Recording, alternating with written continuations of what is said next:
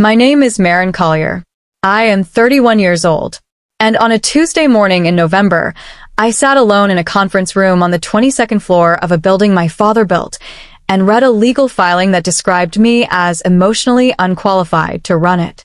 The room smelled like dry erase markers and recirculated air. The chairs were the expensive kind, the ones that tilt so smoothly you don't notice how trapped you are. Through the glass wall, I could see my brother Dex's attorneys setting up, arranging folders, straightening name plaques. They moved with the calm of people who had already decided how this would end. I had one legal pad on the table in front of me. Yellow. College ruled. The last one my father ever used. I didn't open it yet. The question everyone kept asking me, my attorney, my friends, the one cousin who still called, was whether I was prepared for what was coming. I never answered it directly, because the honest answer would have scared them. I wasn't prepared. I was ready. If you've ever been underestimated by someone who is supposed to protect you, this story is going to feel familiar. Stay with me. Drop a comment with your city and the time you're watching this. And if you haven't already, subscribe, because this is only the beginning. My father built Collier Health Partners out of a rented office in River North in 1989. He had 2 filing cabinets, 1 assistant, and a philosophy that sounded simple until you tried to live it. The patient is not a cost center. He said that constantly. He said it in meetings. He stitched it into the company's founding documents. He said it at dinner until Dex started rolling his eyes. The firm grew anyway. By the time I was in high school, it had 40 employees, a client roster of regional hospital systems, and an office building with its name on the directory.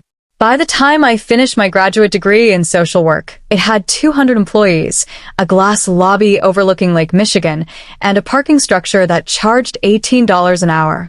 I never worked there. That wasn't an accident.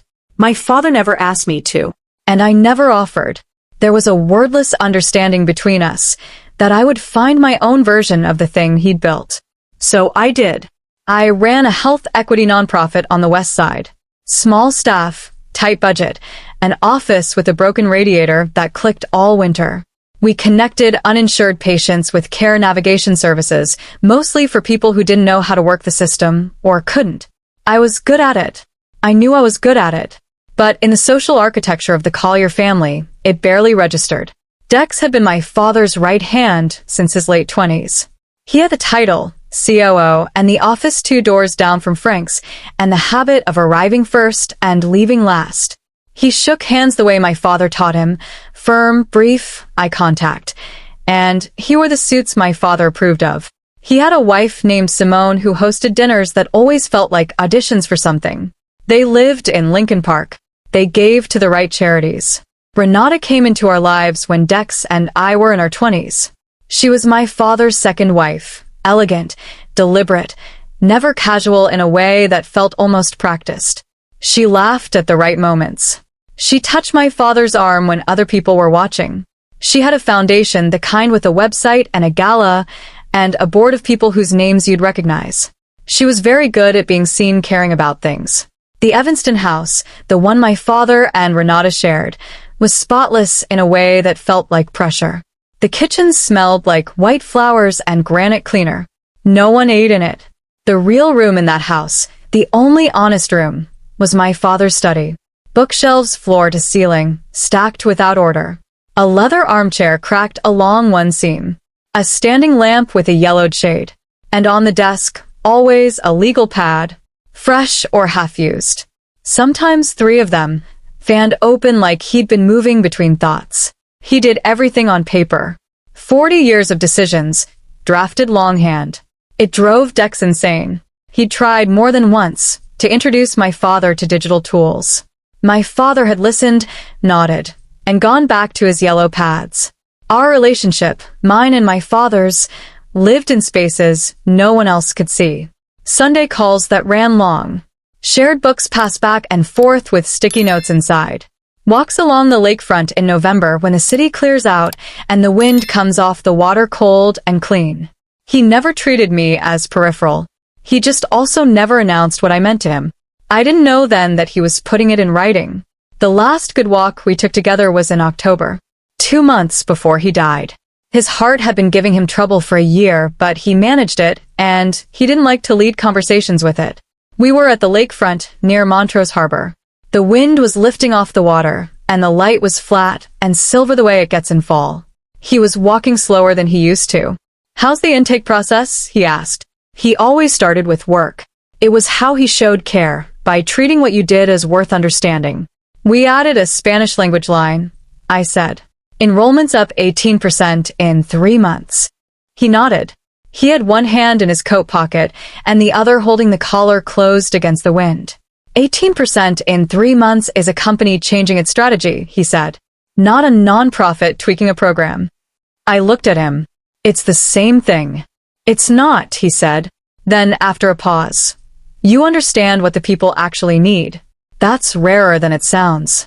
We walked another block before either of us spoke again. "Dex is pushing for the hospital network contract," I said. It wasn't really a question. My father was quiet for a moment. Dex wants the contract. What he wants and what the contract needs aren't always the same conversation. He didn't say anything else about it. But I remembered the way his jaw set when he said it, the small tightening around his eyes that he didn't know he did when something worried him. 3 weeks later, he was hospitalized. 6 weeks after that, he was gone. The will reading was 10 days after the funeral. A law office on Michigan Avenue. Mahogany table, afternoon light through tall windows. Dex sat across from me in a charcoal suit, Renata beside him in gray. They looked like a presentation. I wore black because I was still in mourning and hadn't thought past that. The attorney read the document. Maren and Collier. Sole beneficiary. Full ownership of Collier Health Partners. Dex's composure. And he had remarkable composure. I had watched it hold through client crises and family arguments and his own wedding, cracked. Not loudly. Not visibly, to anyone who didn't know him. But I knew him. His jaw moved slightly to the left. His hand, flat on the table, curled once at the knuckle. Renata didn't move at all, which was, as I said, worse. The meeting was over in 40 minutes. No one spoke to me in the elevator. The legal filing arrived 11 days later. Undue influence. Diminished capacity. I read it in Judith Osei's office, a small, precise space in the West Loop, bookshelves organized by case type, a jade plant on the windowsill that looked like it had been there for a decade. Judith was my attorney. She'd been recommended by a former board member who described her as the kind of person who doesn't raise her voice because she doesn't need to. She was reading the filing while I was reading it. She turned pages without expression. "They're framing your relationship with your father during his illness as a manipulation campaign," she said, when we'd both finished. "My father called me. I called him. We were close." "I know." She set the papers down. "They know that too. That's exactly what they're using." The filing argued that I had cultivated my father's dependence during the last year of his life, that his judgment had been compromised by illness and by what they called, in clean legal language, the systematic displacement of prior familial relationships. Dex's attorneys had documented every hospital visit, mine and Dex's. I had visited 12 times in the last year. Dex had visited 4. That gap, somehow, was being framed as evidence of my predation and his victimhood. 2 days after the filing, a story appeared in a Chicago business journal. The byline was a name I didn't recognize. The framing was unmistakable. A grieving family. An unexpected inheritance. A daughter who had stepped in during her father's most vulnerable months. A son who had built his career alongside the man he called his mentor. The article didn't say anything untrue. That was what made it effective. I sat in the parking garage under my apartment building and read it twice on my phone. The fluorescent light above my car was flickering. I stayed there for 35 minutes. I didn't cry. I was trying to understand what kind of fight this was. It wasn't a legal fight. Not only. It was a story fight. And Dex had started telling his version first. The board of Collier Health Partners sent a letter the following week. Professional language. Careful wording. They had concerns about leadership continuity during the transitional period. They recommended that, pending resolution of the legal dispute, certain executive functions be temporarily reassigned. What they meant, translated out of the language of corridors, they were locking me out. A facilities manager called to let me know that my access card would be deactivated at the end of business Friday. I listened to the message twice. Then I called Judith. Can they do this? Technically, she said. For now. For now, I repeated. For now, she said again. Start gathering everything that lives outside that building. Whatever your father kept at home. I want to stop here for a second because I know some of you have been in a version of this room where someone uses your closeness to another person as evidence against you, where being present becomes the crime. Leave a comment. Tell me, have you ever been punished for being the one who actually showed up? Keep watching. Because what I found in my father's study, I wasn't prepared for it. The study was exactly how he'd left it. Renata hadn't entered it since the funeral. That was a negotiation I'd had with her attorney, one of the few that resolved without conflict. The room was mine to access for the purposes of retrieving personal correspondence. I drove to Evanston on a Saturday morning in December, let myself in through the side door, and stood in the doorway of that study for a long time before I moved. The lamp was still on. Someone, I never found out who, had left it on when they took him away. The bulb had been burning for 6 weeks. I sat down on the floor, and I started going through the legal pads. There were 43 of them. Some were from this year. Some were dated in the margins, going back decades. He hadn't organized them. They were stacked in the order he'd lived, loose chronology, a paper record of a life thinking itself through. I read for 4 hours without stopping. He wrote about Dex with love. I want to be clear about that. With real love, the kind that sounds like worry because it comes from knowing someone deeply.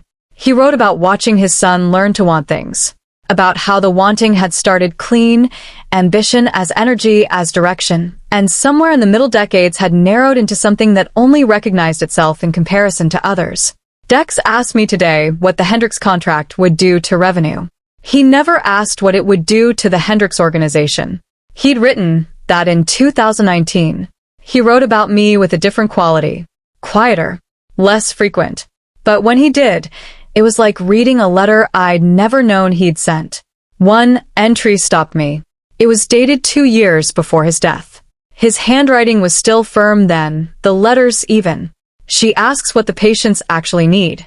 Dex asks what the contract allows. I know which one understands the business. I read it 3 times. Then I kept reading. The deposition was in January. A conference room at Dex's attorney's firm, a place that communicated money through absence of ornament.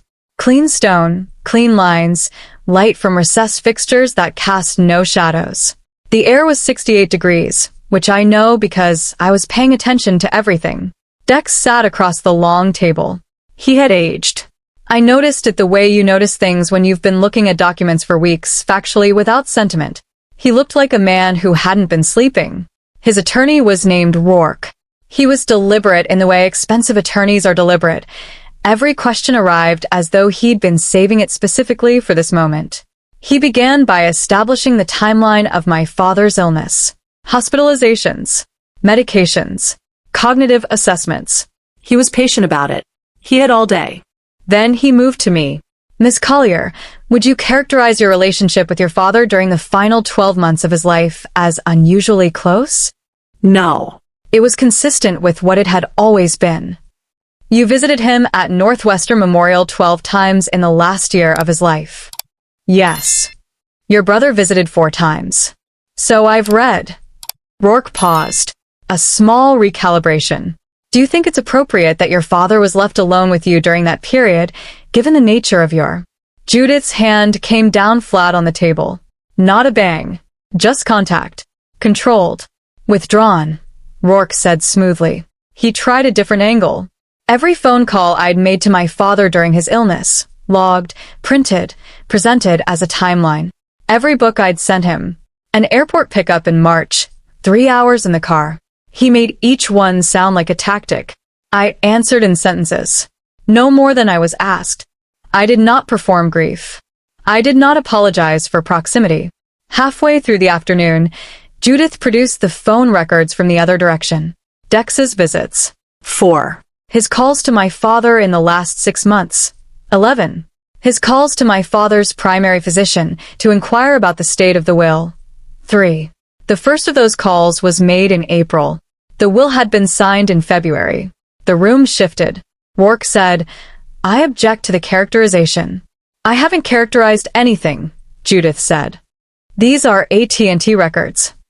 Dex was looking at the table. Not at me. Not at his attorney. At the table, the way people look at a surface when they're trying to locate something inside themselves. The trial came in March. I don't want to tell you it was cinematic. Courtrooms aren't. They're bureaucratic and slow, and there are moments of waiting so complete they feel like a held breath the whole building is taking together. But the legal pad, the one dated 8 months before my father's death, witnessed by his physician at a routine appointment, signed with his full name, that was introduced on a Thursday afternoon. His handwriting filled 3 pages. He named me. He explained why. He wrote about the company's founding principle, the one Dex had been slowly retiring for years. The patient is not a cost center. He wrote it in the document like he was writing it back into existence. He'd had it witnessed. He had anticipated this. Dex's attorney objected on procedural grounds. The judge allowed it. I watched Dex look at that yellow paper from across the room. I watched him recognize his father's handwriting. Something left his face. I don't have a better word for it. Something just left. I want to know what you're thinking right now. Drop a comment. Did you see that coming? And stay with me because what happened to Dex after that ruling and what Renata did is not what anyone expected. The court upheld the will in April. Judith called me when the ruling came through.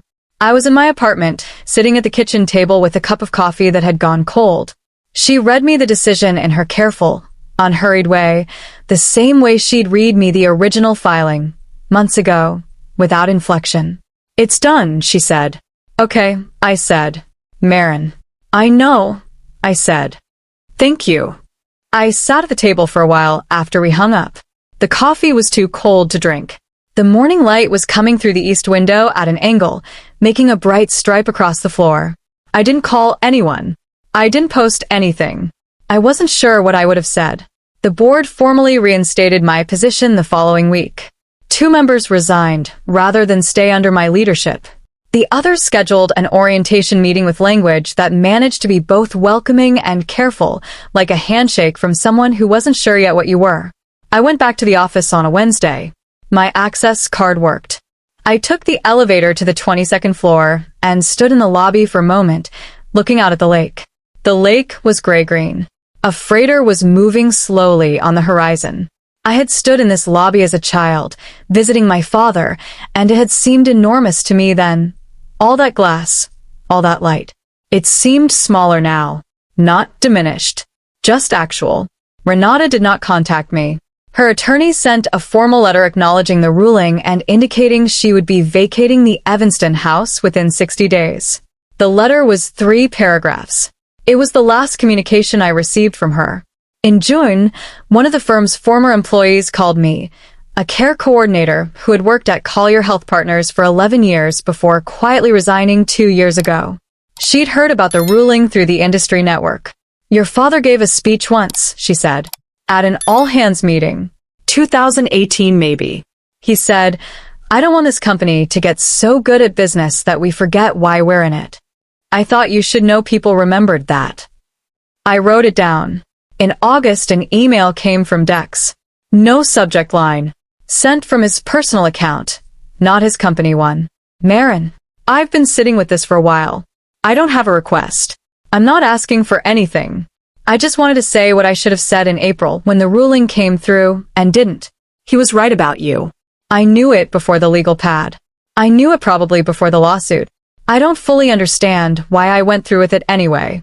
I think I thought the company was what he loved most, and if I could hold on to it, I could hold on to him. That was wrong. Not just ethically. Wrong about what he actually loved. I'm sorry it took losing him to see it. Dex. I read it once. Then I saved it in a folder I labeled, without drama, April. I didn't write back that day. I thought about it for 2 weeks. What I would say. Whether it mattered. One evening in September I typed, "I know. I'm sorry too." And then I sat looking at it for a while because I meant it. It was the most honest thing I could offer. We had both lost the same person, and neither of us had fully processed what that meant until the fight had stripped away everything else. I sent it. I don't know what we are now. I don't think there's a word for it. Not reconciled. Not estranged. Something in between, two people who share the same loss and know it, and are still figuring out what to do with that.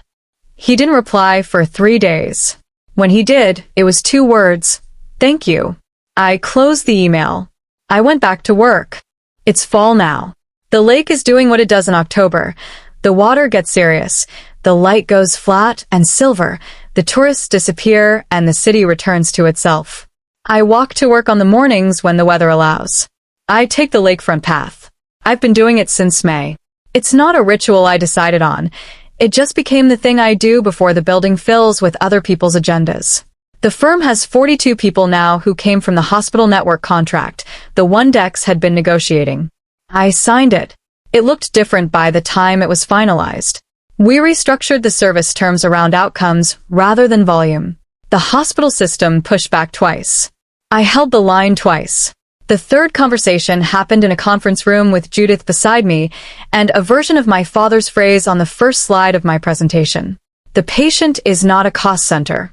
We got what we asked for. The legal pads are in my office now. Not all 43. Most are archived with the law firm, documented, preserved, but one is on my desk. The one with the entry dated 2 years before his death. I didn't frame it. Framing it would have made it a relic. It's a legal pad. Yellow. College ruled. One corner bent from where it sat at the bottom of a stack for months, not knowing it would be needed. I have a yellow pad of my own now. I started keeping one in January, during the deposition prep. I use it for decisions I'm not ready to type yet. My father taught me that without meaning to, that some things need to be written by hand first. That there's something in the physical act of committing a thought to paper, the irreversibility of ink, that clarifies what you actually believe. I'm still learning what I believe. I'm going to tell you the thing I didn't understand until it was over. My father didn't leave me the company as a gift. He left it to me as a statement. Not about Dex, and not about me, about what he believed a company was supposed to be. He looked at the two of us, over 40 years of building something, and he decided, this one still asks why we're doing it. This one hasn't traded the question for the answer. I used to think the quiet people in rooms like the ones I grew up in were quiet, because they had nothing to say. I know better now. The quiet ones are often quiet, because they're paying attention to everything. Because they understand that information is more powerful than volume. That preparation outlasts aggression. That the person who stays calm when everything is on fire isn't composed because they don't feel it. They're composed because they've already decided what they're going to do next. I am not a person who courts conflict. I'm not a person who wanted to fight my brother in a courtroom or watch my father's name become a line item in a legal filing. I'm not a person who enjoyed any of this. But I'm also not a person who walks away from what she was given, or from what she earned by being present, by showing up, by listening, by asking the question everyone else had stopped asking. If you're the one in your family who asks why, not just what, and how much, hold on to that. It will cost you things. It will make you look soft in rooms full of people who've mistaken hardness for strength. Let them mistake it. Your time will come. And when it does, you'll be ready because you never stopped paying attention. If this story stayed with you, share it with someone who needed to hear it. Subscribe if you haven't. And leave me a comment. Tell me about a moment when the quiet approach was the most powerful one you could have chosen. I read every single one. I'm Maren Collier, and I'm still learning what my father was trying to build.